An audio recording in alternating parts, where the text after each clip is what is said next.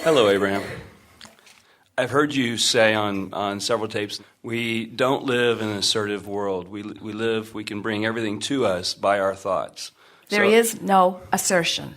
How can I balance wanting to draw everything into my life without having to go into the doing or the being of whatever it is I do?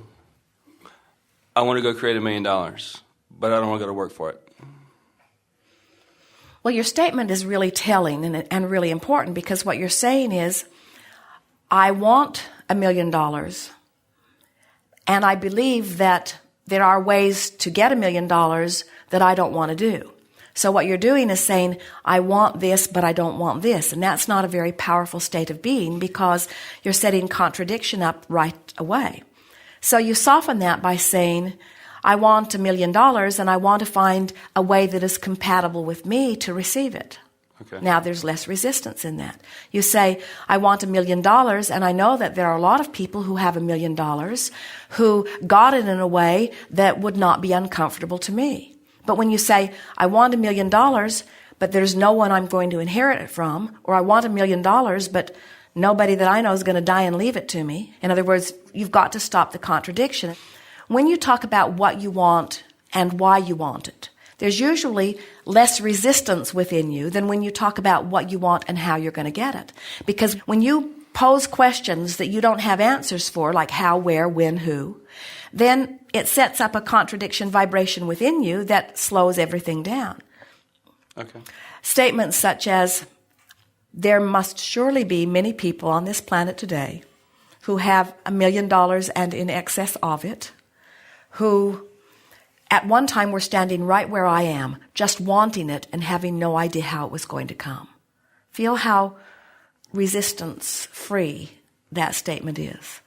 Words like faith and trust are so annoying on some levels, but we want to explain to you the value of them, because even though you don't know how or where or when or who, if you know what, and you've talked about why you want it, and you've practiced the thought of it until it's starting to feel very familiar to you, what begins to happen is things that couldn't happen to you now begin happening, and ideas that wouldn't even occur to you now begin to occur to you, and rendezvous with people that you don't have access to now begin to happen. And when your $1 million and many more come to you, you will wonder where it always was. It seems like the resistance is so subtle. It's like it's somewhere in the background of the drama you don't even recognize. We wouldn't call it subtle. Well, maybe that's a good word for it, but we would use a more blunt word. And that is, I've practiced contradictory thoughts so long that they feel natural. Okay. And so when you start imagining having $1 million, and we're going to play here with you for just a little bit, but when you start imagining what that means, and we don't want you to just get $1 million and stop. You're going to want $1 million always at your disposal. You're going to want to spend that and have another on its heels, because we promise you, once you get used to millions of dollars moving through your experience, $1 million won't last you very long. Because you begin to live in a way and your property taxes go way up. You see. So what is it that we are wanting you to trust in? The fact that you can be or do or have anything. How is it that we want you to approach it? Slowly and gently. We want you to be happy with where you are. You have to make peace with where you are. So you can't say, oh, my life is miserable and I have to do all of these things I don't want to do. And boy, if I had $1 million, then I wouldn't do any of these things. Because can you feel how jumbled the energy is? What you're saying is, universe, I'm miserable and unhappy where I stand. Please give me something that will make it better. And the universe says, sorry, we can only give you more things that will make you miserable, because that's the vibe you're offering. And you say, well, how do I offer something other? I want to be over there and I'm over here. And we say, well, talk about what's over there. And most people have a very difficult time talking about what's over there, because they've been talking so long and hard with such detail about what's over here that that's what's active in their vibration. And that's why we're talking about these emotional journeys. You got to talk yourself into a different vibe, and then different things will come to you. I was wondering if I was creating too big, if I was trying to make something too big, and the gap between what I wanted and where I am was was too big, and that was causing some of the grief. Well, surely $1 million is not too big from where you stand. That's just not too big. It actually wasn't even $1 million. It's $150,000. The million was just something I made up. Esther was listening to Donald Trump, and she was listening to the words that he chose. And he uses words like, oh, it's a juggernaut. Oh, it's a sure success. Oh, it's the most sensational building that's ever been built. We're building the most beautiful building in Chicago that has ever been built.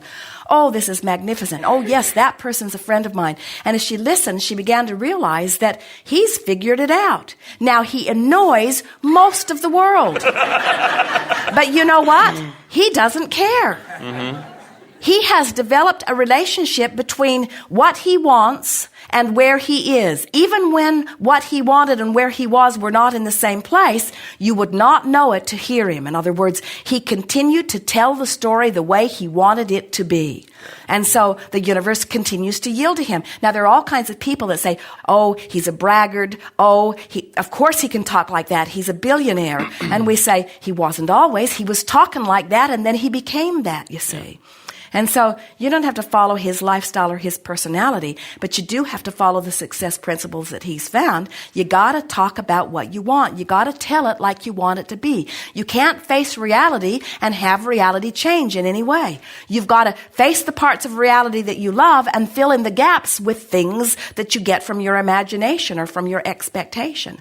And before you know it, you see, so here you are, and you've got a lot of good things in your life which you accentuate and talk about and appreciate and make lists of.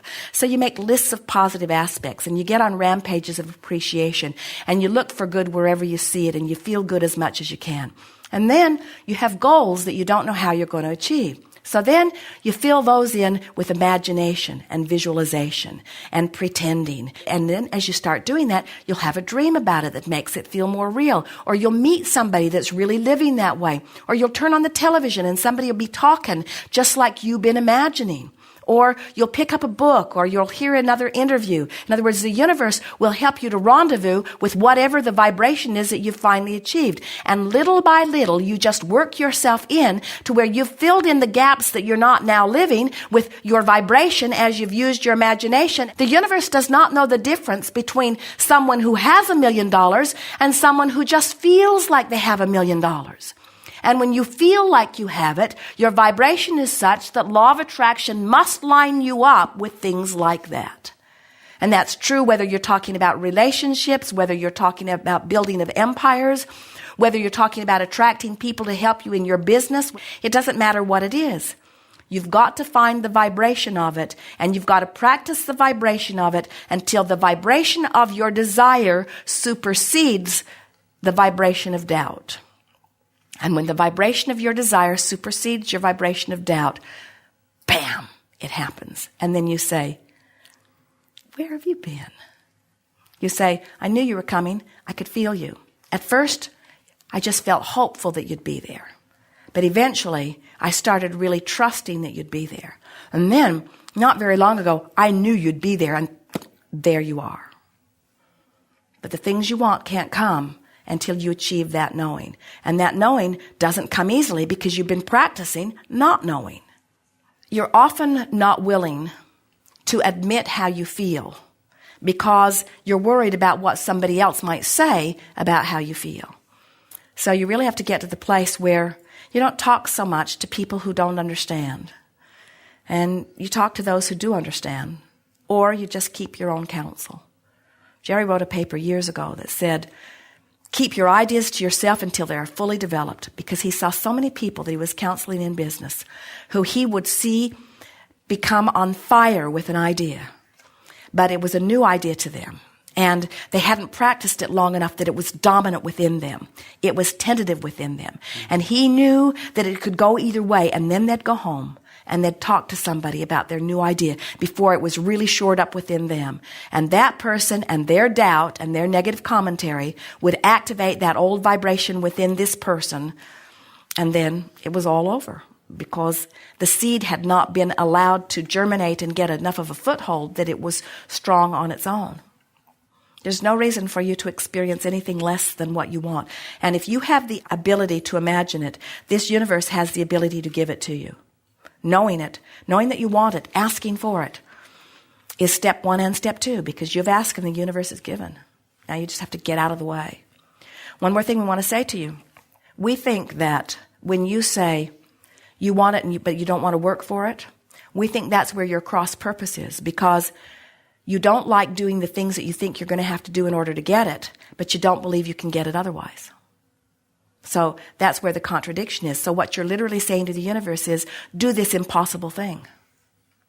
So what you have to do is find some way of making it not feel impossible.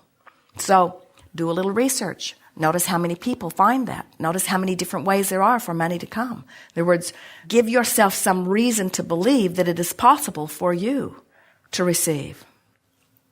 Okay. Thank you very much. Yes, indeed.